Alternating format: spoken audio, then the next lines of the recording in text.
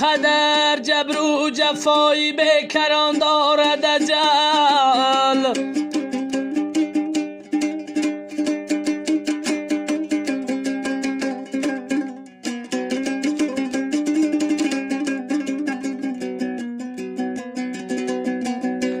با تنی شاه و گدا دوای جان دارد اجل.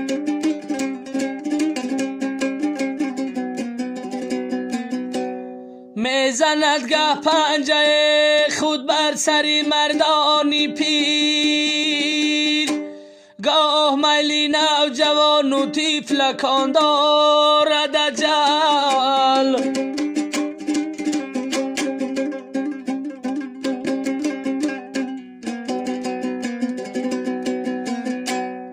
به محل ما را به دنیای خموشان میبرد، در رهی بیستانی جان صدها زبان دارد اجل.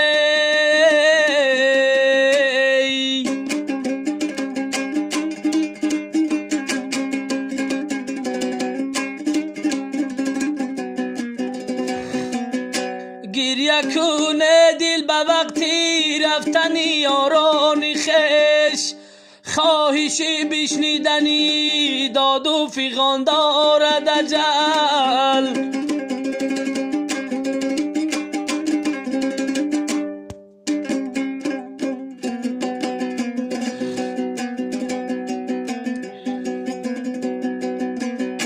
بر کسی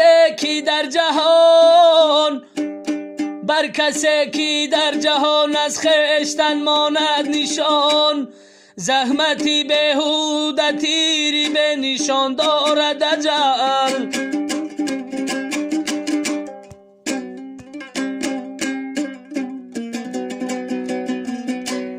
زحمتی بیهوده تیری به نشان دارد اجل.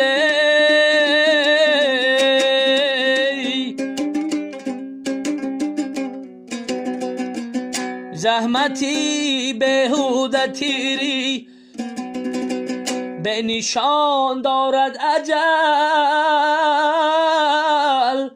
یا رئی